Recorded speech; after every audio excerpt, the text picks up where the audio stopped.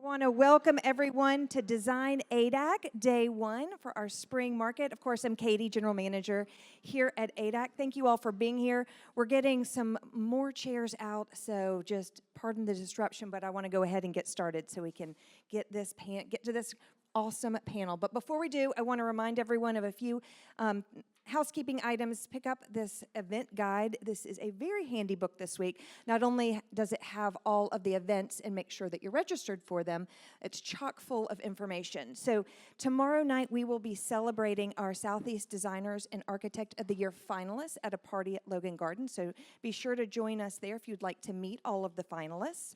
And we also have a list of all of our new showrooms here at ADAC in the back of this book, so go check those out. And then we also have a look back at our Southeast Designers and Architect of the Year winners and gala last year. So pick up a copy of this event guide. Please have some fun with us on social media. This is one of our greatest weeks of the year, and we'd love to see how much fun that you all are having. So remember to use our hashtag DesignADAC, and our handle is @ADACAtlanta. And all of the handles for our media sponsors, our showrooms, and our speakers are also in this handy little book. So tag everyone, show us how much fun you're having. We will reshare, and we'll have a good time this week. I want to thank Kim Regas with Regas Interiors, who brought us our stage decor. All of the product is sourced from ADAC, so if you're interested in anything specific, you can see the resource list in the back of our presentation room. And finally, I want to thank our sponsors today. Our showroom sponsor is Paul Plus, and don't forget that after this panel presentation, we will go to Paul Plus Suite 121 for a reception with all of our panelists and also a book signing with Eric and his new book. So we're excited about that. Our media sponsor today is Southern Home, and of course we do have issues of Southern Home here today, so go ahead and grab those on your way out. And with that, I'm going to turn things over to Editor Lynn Terry. Thank you so much, Katie. It's a pleasure to be here always at ADAC, and we have a really fun panel today. When thinking about, like, what do people want to hear about, I think that it's very interesting that people want to know, how do you mix antiques in a modern way? And so I picked 3 of my favorite designers who I know use antiques in their designs, and their designs are not stuffy, they're not old, they are very current. You pick it up and go, wow, I could live in that, wow, I could live in those interiors. So without further ado, Eric Ross is Eric Ross Interiors, and he has also just released this brand new book, Embracing Southern Homes, that he will be signing. It is really a beautiful book, and certainly deserves a place on your coffee table after you thumb through all of the pictures and look at them and drool and all the appropriate things like that. Then Carolyn Kendall is the president and founder of Alcott Interiors. And then Mark Simmons is Mark Simmons Interiors. And all of these 3 are from Nashville. That wasn't planned. They just happen to be wonderful designers who love antiques. So if you've been with me before, you know that I like to have fun. I like for everything to be very casual, but informative and certainly entertaining. So I like to start with just a little fire drill so you get to know these designers a little bit better. So describe your style in 3 words. I would say traditional, classic, and approachable. I would say detailed, composed, and I was also going to say traditional. You can. Yeah, you can use those I'm words. not the only one. Well, I was going to say classic too, which is to me kind of traditional and just kind of a timeless classic, comfortable. Do you have a favorite color palette? I just love color, so I'm not really opposed to any color. I probably gravitate a lot to blues and greens and a touch of red. I would say jewel tones, love it paired with the soft neutrals. Okay. Yes. I was going to say blue and green together is really one of my favorite color combinations. Yeah. Yeah, I think that's universally probably one of the most favorite color palettes. A trend you wish would stay or go away? I would say, I'm trying not to step on toes. My wife has put me on Exactly like, what I was thinking. I We're going know. to step on somebody's toes. You know, I don't love a gallery wall. I think they're messy looking. I know they're hugely popular, but I'm too OCD. It's like, what's all this stuff? Like, I'm trying to get it organized in my mind. So I would just probably say gallery wall, which would go. I think that people just throw. There is a way to do them well, but I think people just throw everything at the wall. It's like, look how artsy this is. I'm like, no, it's confusing. So. Carolyn? Well, I would say antiques. The amount of antiques changes from year to year, but I feel like antiques I really want to stay. And as far as to go, I wouldn't call myself a minimalist, so maybe a little bit more things. So. Well, and I think staying, like you say, antiques, I feel like the younger generation is embracing the antiques again. I think it's kind of coming back around. Yeah. So I'm glad to see that. And then as far as things I hope go away, and like you said, I'll probably step on somebody's toes, gray. I've never been a gray person unless it's charcoal. And this has to do with the exterior of the house, but I'm really kind of tired of seeing stark white houses with jet black roofs and jet black windows. Yeah. Yeah. Yep. If you weren't a designer, what would you be? Mark? I would probably either be in men's fashion or hospitality. Because he's such a nice guy. I can see that. Probably would be more apt to be product design, be fabrics, or I'd still want to design. Yeah. This was a hard one. I actually picked realty. I'd be a realtor, but I hate realtors typically. I've never had a good relationship with a realtor in 30 years of decorating. I don't think that's calling your name. But I love houses. I do have a love affair with houses. My whole life have been just totally captivated by homes and architecture. So yes, I think, and I like to be out and about. I don't like to be in an office all day. So that's where I landed. But I would kind of be an anti-realtor, I guess. So. Okay, I think you need to stick with the design. Okay. So, all right. So, kind of moving back into what our topic is about. What is your favorite or most versatile antique? Well, my favorite antique probably isn't the most versatile, but tall English case clocks is my favorite antique. They just add an element of vitality to a room, like it's alive. And I did this on the video I did for the reel for. So I don't mean to repeat myself, but I really believe this. They give a heartbeat to a house. The constant ticking of the clock, and the connection that I make as the owner of the clock to the clock every 8 days. I have to wind it to make sure it's constantly like. I don't want it to ever stop, So I like the idea of it being alive and the connection I have with it. So that's really my favorite. Probably, it is versatile in its own way because you can always fit them in small spaces and they have a lot of drama. Right. Right.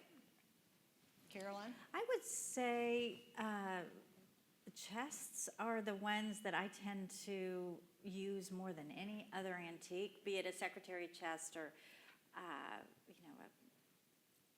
we did a Lombardi chest for our little video. And there's so much versatility, bedrooms, living rooms, they go everywhere. And so when you're buying for a client, you know that it likely will move with them to the next space versus a dining table that might not fit at the next house. So I love that. She took my answer. Because it was like you can. A chest could go, or chest or commode can go in an entry hall, a dining room, a living room, a family room, a bedroom, end of a hallway. It's probably, to me, one of the most versatile pieces of furniture. Yeah. So when you start a design in your head, and you've got a blank canvas, what is your thought process? Do you think, okay, I've got a hero antique that I need to use, or do you think, okay, let's develop the plan and then find room for antiques? I'm just curious about your process. Yeah. Carolyn? I would say it always starts with the client, and it's not always the same formula.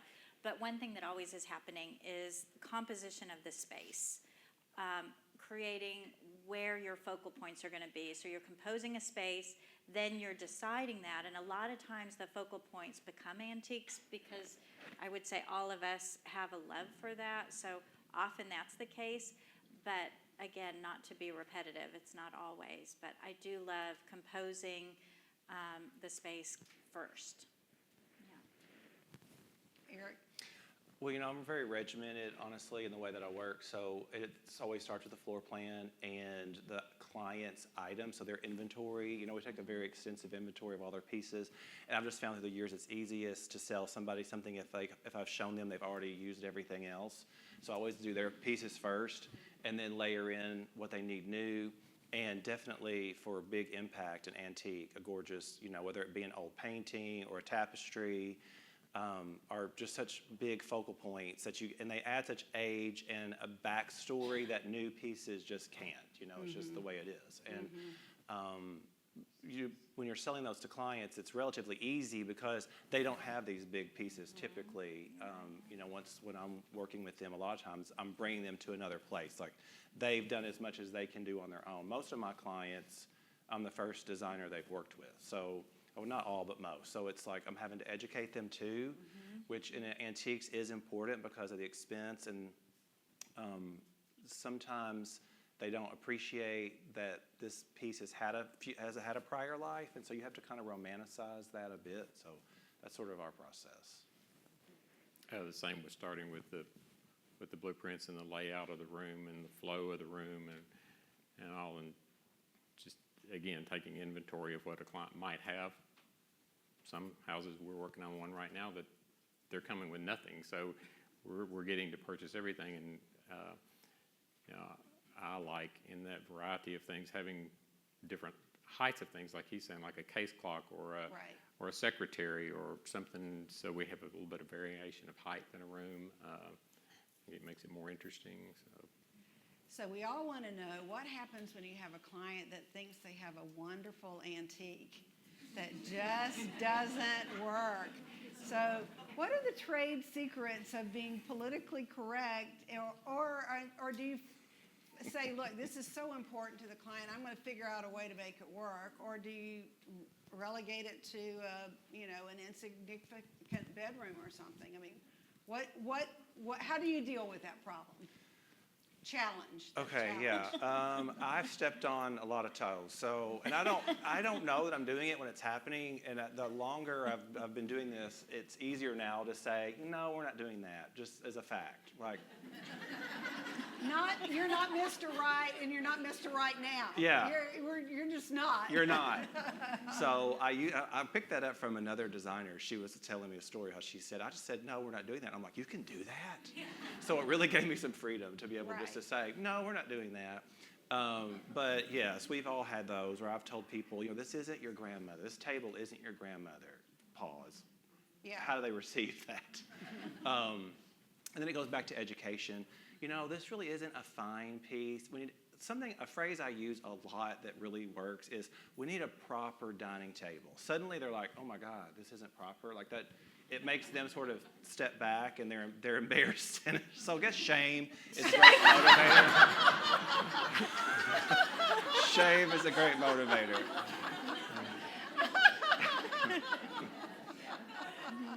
Okay, no, this is no shame area, so we're all amongst family. I'm just being honest, I'm just being honest.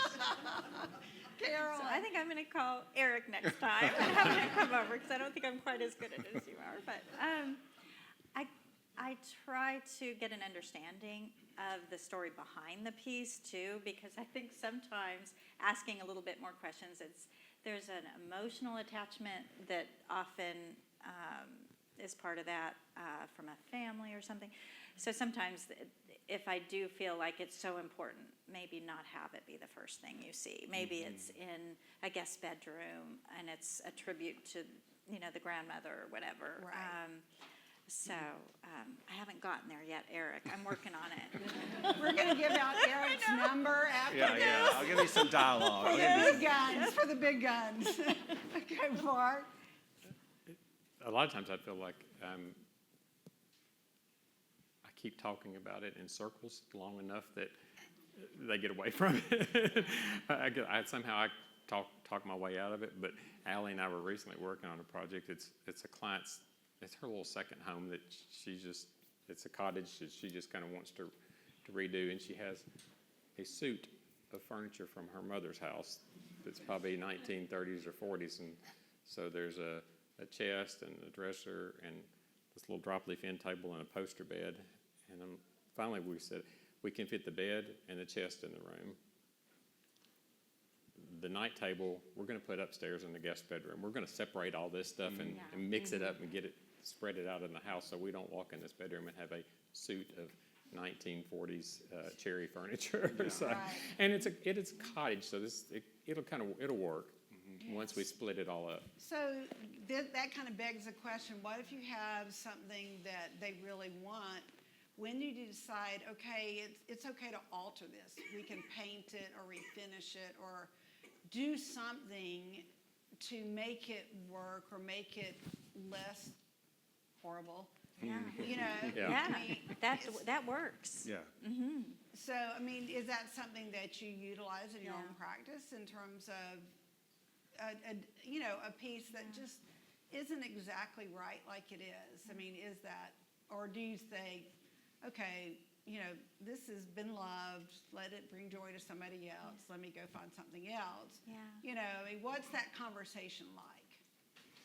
I mean, it's really about, is this fine? That's, what I usually say is, this isn't really fine enough to be in the foyer or in your dining room or whatever.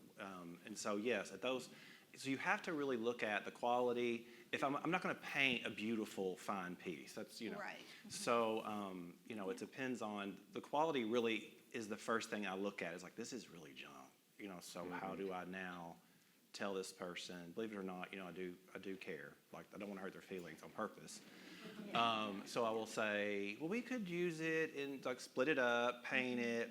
I do that a lot with dining chairs because I find people do still have suits of dining furniture, like where their table matches the chair, matches the sideboard. So it's a very easy, let's paint the chairs. But I'm sure to say, like, we're not painting the chairs. A furniture finisher is going to properly paint these chairs. Again, proper is a great word to use in your vocabulary with clients, I find. I think bless your heart's going to have to come before that. Yeah, that's too overt. I think this is still sort of sneaky, Yeah. Kind of bridging the last question to when you're working on the floor plan, that is sometimes a savior with furniture. Yeah. It doesn't fit, Right. Right. and so I'm pretty quiet on the front end until we really start to understand the room better.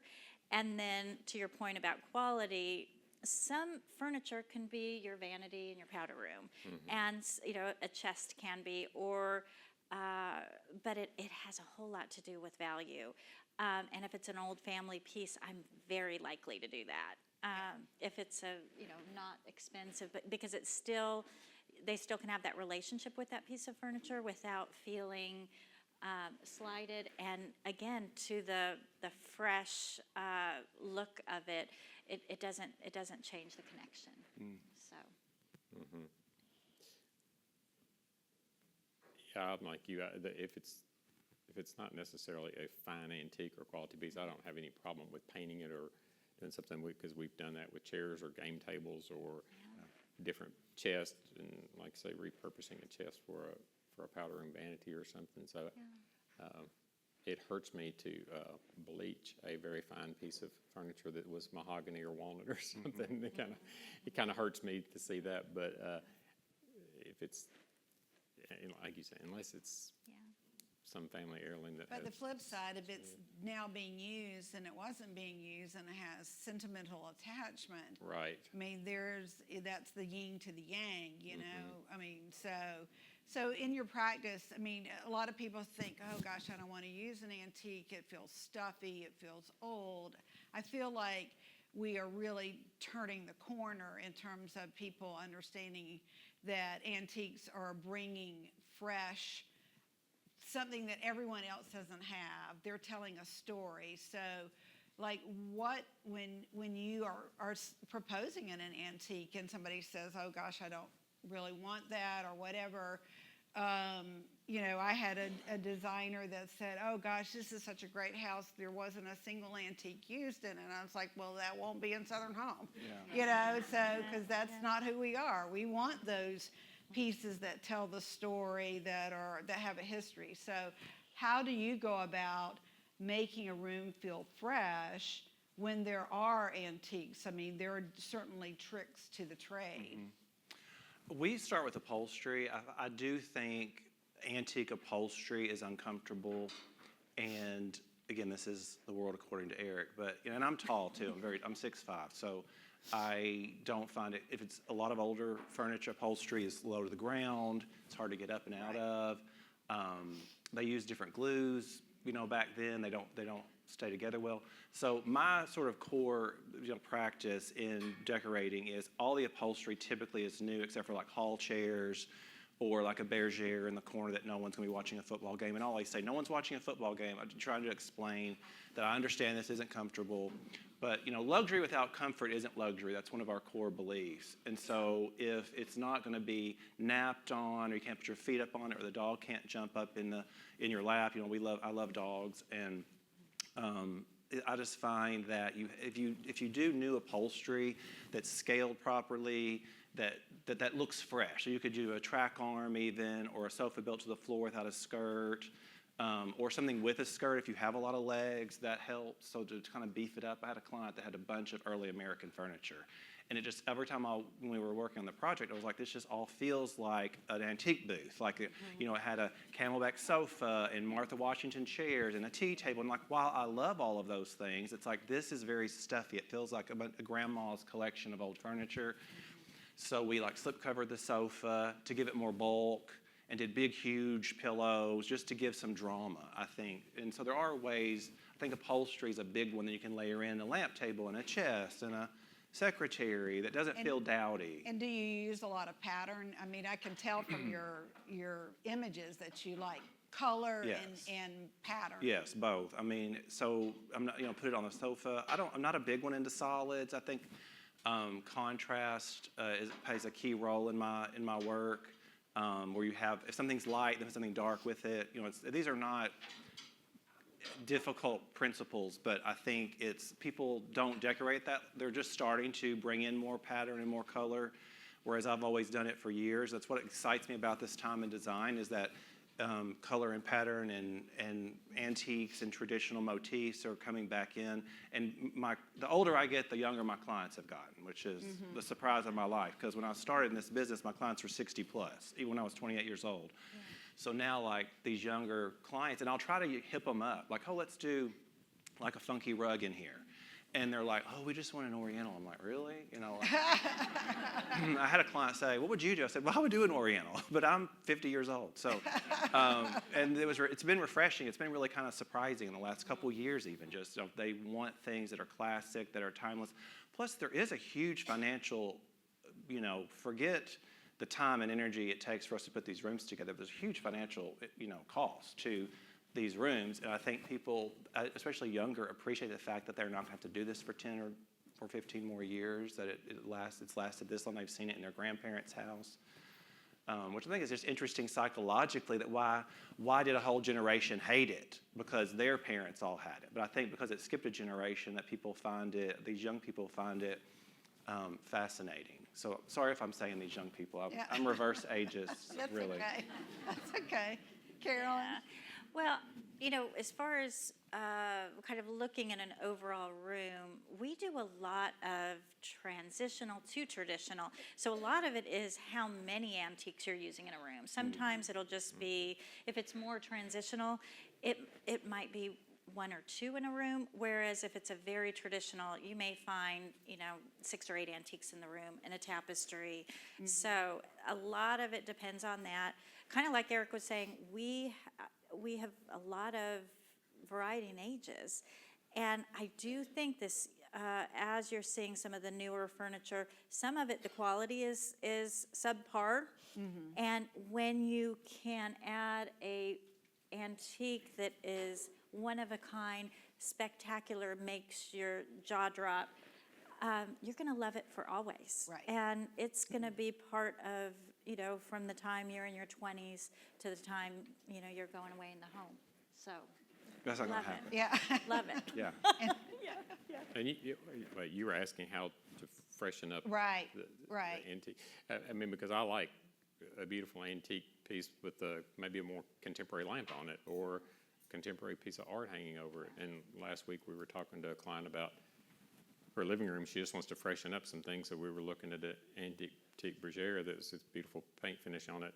There's an old tapestry on it, but the tapestry is very dirty looking. So we're looking at putting kind of a fresh new fabric on that chair, saving the tapestry, maybe using it for some pillows or something, but freshening up that French bergère with a more fresh, not modern, but a fresh fabric. So do you like to mix antique styles, or, is that in your genre, or do you kind of say, okay, well, we're doing Swedish and, or we're doing, a fine English piece and we want to stay in that? I mean, because I know you can pull in like Italian mirrors. They're they're beautiful, and they kind of transcend all of the styles. And, because yes, mirrors are antiques, and I personally love that it's all fuzzy. I don't have to look at myself so clear. There's an element of that for the homeowner too. So, Yeah. What is your thinking about mixing styles? Well, I'm very eclectic, so I mix a lot. Probably sometimes people might question that, but I probably find English and French very easy to mix, or mid-century modern, I think, kind of maybe is a thing of its own. It may be harder to mix with English and French pieces. Right. Yeah, I would agree. Yeah, but I mean, I mix. I don't have a problem with mixing a lot of different styles of furniture. Well, for the longest time, when people had a pretty traditional interior, they went to art, and more modern art was certainly kind of the go-to to update a more traditional interior. And so I feel like what I'm seeing now is, obviously modern art is still very popular, but I'm seeing a lot of like landscapes coming back, and I'm like, wow, okay. Yeah. So what are you seeing in terms of, if you want to update your room and make it feel more current, and you do have, antiques, or you maybe have fine upholstery, but you just want to change, what is something, and I mean, this is all hypothetical, right? So, like, what are things that you say, gosh, you could update this with, or this is what's coming down, what I'm seeing coming down the pike?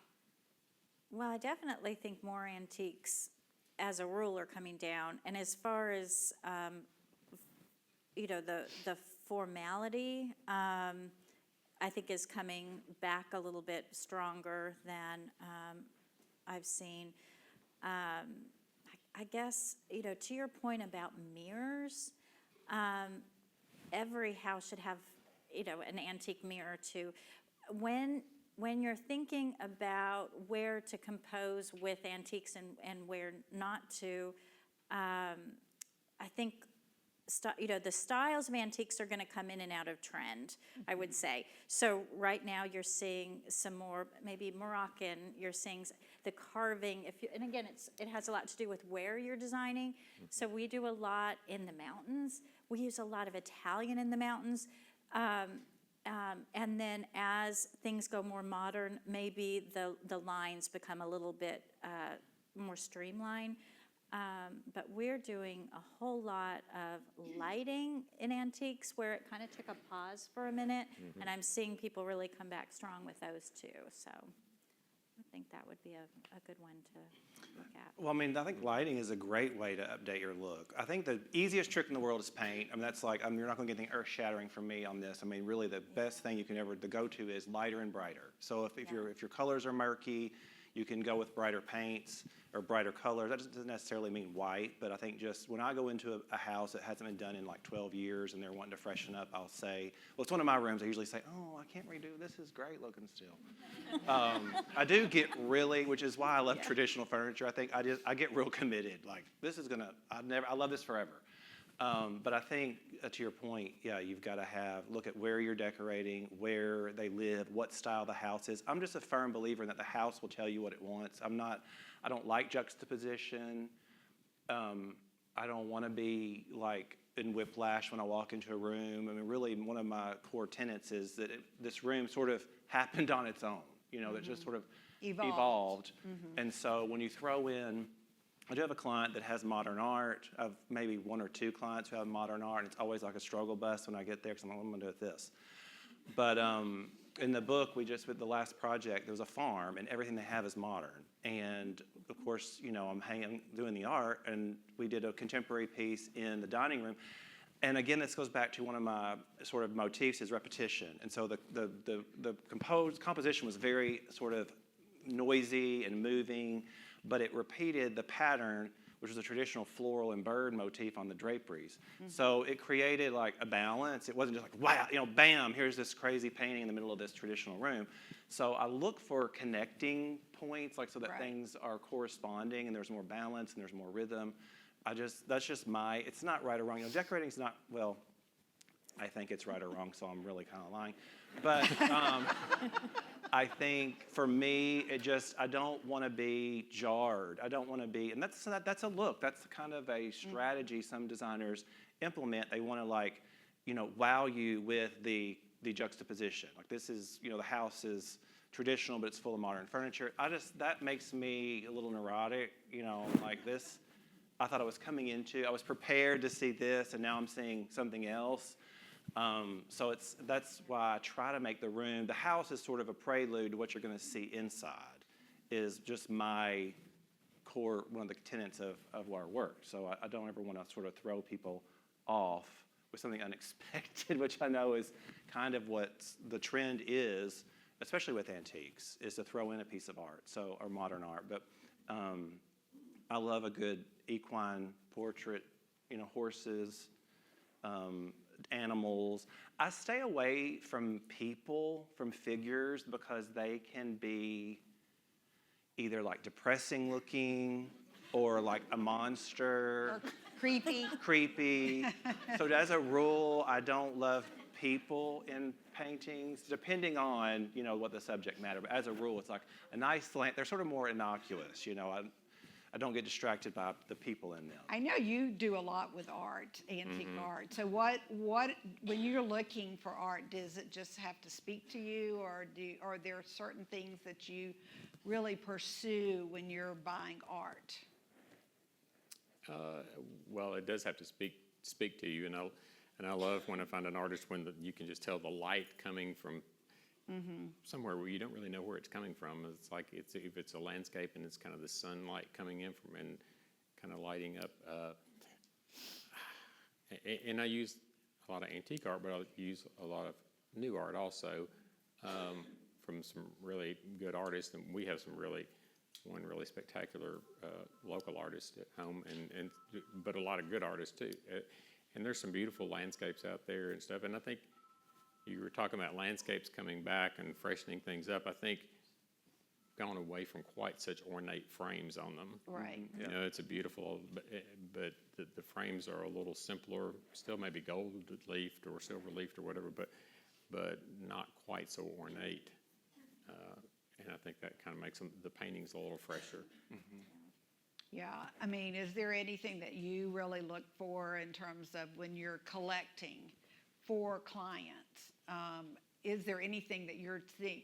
Because I mean, Nashville's a hip town. I mean, you have a lot of younger people coming in from all areas. I mean, it's always interesting to see what your clients are asking for that maybe is a little different from what it was maybe 5 years ago. Yeah, I agree with that. I think it's always that conversation back and forth, but my husband and I travel and we purchase in Europe all the time. So we're going over in June to get a container, And it's really interesting how different the markets are from year to year, because it does trend. Antiques do somewhat. And so I love to go on these trips through the little villages and all with an open mind, because there's always something that you're going to respond to personally that you may not have bought a year or two ago. Right. And all of a sudden, it may be a palette or a shape, because if you've used Louis Philippe mirrors for 5 years, all of a sudden it's like, I will always love a Louis Philippe, but this has a few other details that I might not have seen before. Right. So, and it's, usually 10 days of just clearing your brain. That's all you're doing, is looking for those things that are specific to what your plan is for the next year or so, kind of some directions, and those inspire you. And so when you're talking to your clients, it's about listening to them, but it's also about informing them in ways. These are some things I'm seeing. You may not, they're coming to you because they want your help. And so a lot of it is the learning process and the collaborating with the client, so that, I was looking on the screen at one of the photos that Isabella sent in, and it's an antique room in Boca Grande. The walls were dark stained wood, and she's like, oh, it's too dark, I want to paint them. And I'm like, oh, it's an antique room, it's beautiful. So we upholstered over them. They're still there. That project was in Southern Home. It was at Southern Home, and It's beautiful. and it was hitting the storm, and we're reinstalling it in 2 weeks. So it's Congratulations. I know. So Mark has a really interesting story.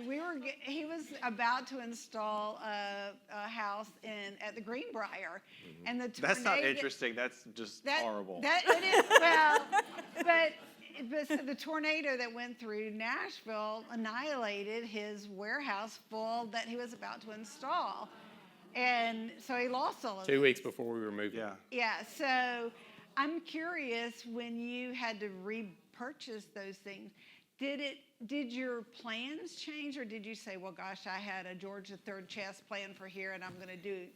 I mean, I'm curious as to what your reaction was when you're going back in such quick order to how your initial plan was. Well, and of course, this happened 2 or 3 weeks before we were moving in.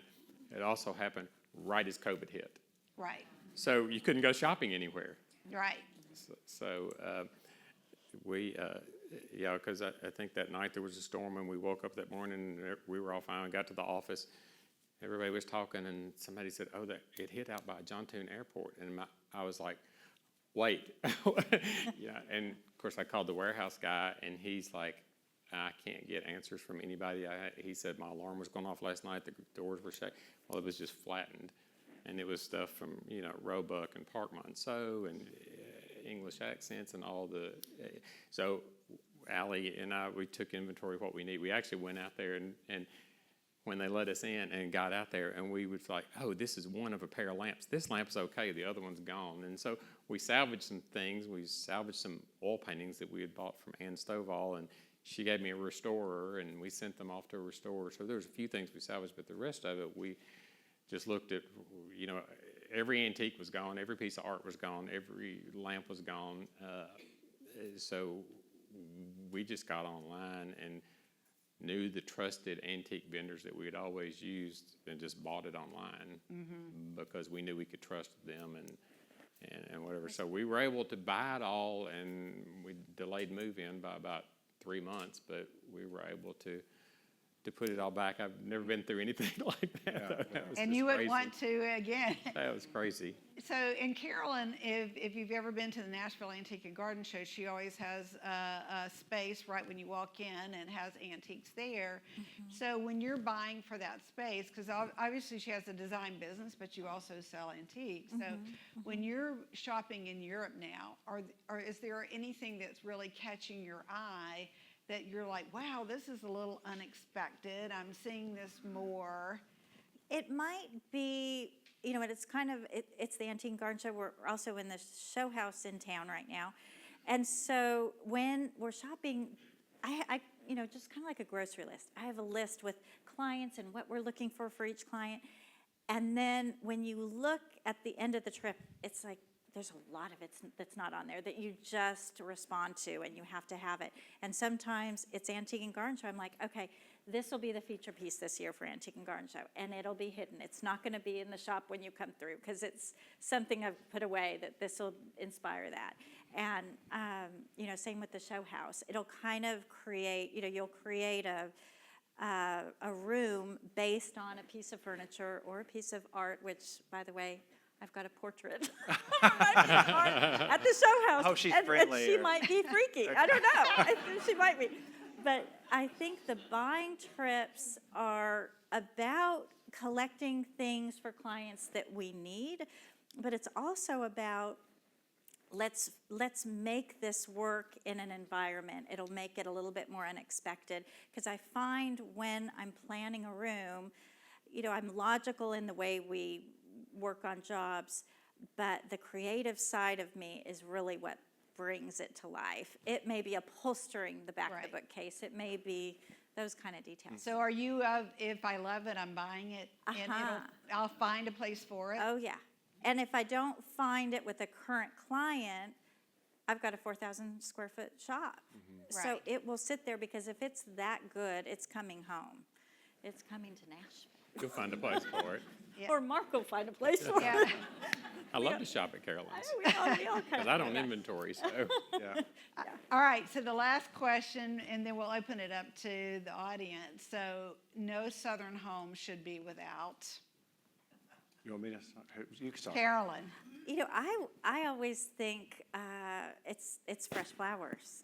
You're constantly entertaining. It seems like, growing up in California and then moving to the South, it's the way you entertain in the South is very different than outside of LA. Yeah. So yeah. Plus the people are very gracious. They are. They are. Mark, what's your thing? A dog. A dog? Yeah. Love that. That's We're a a good big one. dog people. Yeah. Yeah. That is a good one. You're a dog person. I am, yes, Yeah. yes, we love dogs. Yeah. I was going to say a Persian rug. I have a love affair with rugs. Ruthann always says, we'll see a dealer. No! she says it's the black hole of time, which it is. But I love a Persian rug. It instantly communicates quality, refinement, history. I mean, it is the gold standard in carpet, in rugs. So when people come in, they immediately are, if they know, they know. And if they don't, they're still kind of wowed by it. It speaks really to everybody, whether they're informed or not. And you have them forever. They've lasted 100 or plus years. Right. You can't tear it up. The mud will come out, the vomit, whatever it is. Right. We had a dinner party, pouring down rain, and I never once worried about the carpet. I mean, just because it's already, And that worn. is the beauty of antiques. Yes. They've already had a really long life. They're already patinaed. Yeah. And yes. you're just adding to it. You're Yeah. just adding to the story. Absolutely. So with that, we're going to open it up. Katie's got a mic. If anyone has any questions, feel free. Wow, very quiet. No way this Okay. crowd is quiet. Come on. I found a fabulous antique set of chairs at Scott's Antique Market that were horribly uncomfortable because the seat was too short. Yes. How can you modify this and still retain the bones of the piece? I mean, my first thought was, if it had loose cushions, just have the back rebuilt so that you get a deeper seat, so you can take the back cushion off. If it's a tight back, then there's not a lot you can do, because you don't have the physical frame depth. I've done that before. We just take, even on a club chair, we'll take, because in the 80s, like even something from like the 80s is still going to have typically a shorter seat. And I've taken the back cushion off, and then you just have the upholstery either build up the back, a few inches, and do a tight back. I prefer tight backs because of dogs, because the little dogs want to get up on top Sit of your on the back cushion and cushion. squish it, and I cannot abide a squished back cushion. So we've changed all the sofas in our house to a tight back. It does allow you a deeper seat, so that's sort of would be my first. I know. Yeah, but it does break that. They do like, ha, I fooled you. You can't do it anymore, so. There's a lot of times where the seat is too low too. So the comfort has to do with, just it's smaller. So sometimes there'll be a regular height seat and then we'll put a loose cushion on top of it just to build it up a little or add another knob to the bottom. And that helps too because chairs are tricky. They're one of the trickier And antiques to use. antique French tables I find to be shorter too, like eating tables. Right. Yeah. And an easy way, if you're going to put new chairs, is to put casters on, like little brass casters on the table, because that'll give you a couple, an inch and a half at least. So you can, because they also have deeper aprons that you're, again, I'm bigger, so but I've had that happen where it's a good trick. Yeah. Any other questions? Okay. Oh, no, no, sorry. Can I ask, we're on camera today, so I want to make sure we can hear you. That's why we're going to give you the microphone. Sorry, I should have explained that. Hello. My fault. What are your opinions on mixed metals, like silver and gold? Clients are always, we'll present that to them, and they'll go, well, these are not the same finishes. And I'll look at a client and that's like, you have on a gold necklace and silver rings, platinum rings. When you set your dinner table, is your china have a gold rim on it? They'll say yes. And I said, and is your flatware silver? Right. Yes. I was like, then what's the difference? I think in bigger houses, this goes to, again, where you're going to be using these items. But in bigger houses, I think you definitely need to mix metals because it gets very flat visually to go, in 10,000 square feet of silver or nickel. So I definitely, huge kitchens, like you've got to do 10, I feel like, everything has to be different in a big kitchen. Like you have to have like 3 cabinet finishes and 2 metal finishes. And so yeah, we do it all the time. And in smaller homes, my limit's always 3,000 feet and under. I really want consistency because it fools the eye into thinking this house is bigger than it is. So that's just my own personal. I think a repetition. So, if we were doing a powder room, maybe there is 2 finishes, but if there's gold in there, there's a few things that have that finish, and there's a few things that, just so it looks planned. Yeah. So. Anyone else? Go ahead. I don't know where the mic is, but. I'm sorry. Up there? What do you see as the next generalized paint color other than white that we see so much in Atlanta in show houses? A white, a cream I meant, for walls. Do you see the next pattern? I say pattern, not literally pattern, but the next trend that will happen? I think kind of what both of you said, I think blue and green are always in style. It may be a variety within that palette. To your point about white, I think the neutrals are becoming more creams and warm tones versus the grays and the stark whites, which I probably speak for all of us that we were probably not as much into the gray and whites as other designers you would have seen. So we're very comfortable with where it's going. Yes. I never liked Battleship Gray, I call it. I mean, I would pick grays for clients, and they would say, "This looks green." I'm like, "Yeah, it's a green gray." Yeah. It has a gray undertone. Yeah, it's a green gray. I call it silver sage. Yeah. Yes. I agree, Eric. Yeah. I mean, for us, I will say, as I see so many projects come by across my desk, and gray is definitely, if it's gray, it's not coming in. I mean, it's so out. And that's unfortunate because there are so many beautiful homes that did really embrace that color, but as readers, they're looking for kind of what's next. They're looking for an inviting interior, and that's for the magazine. I'm looking for an inviting interior. I want homes that say, come on in and enjoy a cup of tea or coffee, or in my case, Diet Coke, with me, that for us, Southern Home is an inspiring magazine. You're not gonna do everything, but you can see how they put their colors together, how they do use antiques. There is a column in the magazine called Antiques Obsession, where our goal is to educate readers on a particular antique, because I am passionate about antiques in the home and the importance of telling a story.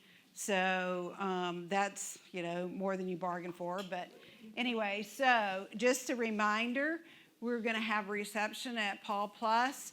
Eric's going to be signing his book and probably giving you all kind of little nuggets that you're going to want to take Yeah, home. come by. I'll tell you what I really think. Yeah. Don't hold back. There are copies of the magazine. This is the May-June. It's not even on newsstands. Yes, it is hot off the printer. So you should have that. And this was our March, April issue, the color issue. This one we have, Will and Heather have a project in there.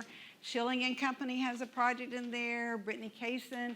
So we do 7 to 8 home features in every issue. So if you're really into beautiful homes, you would want Southern Home. So thank you, Mark, Carolyn, and Eric. Thank you. Thank you.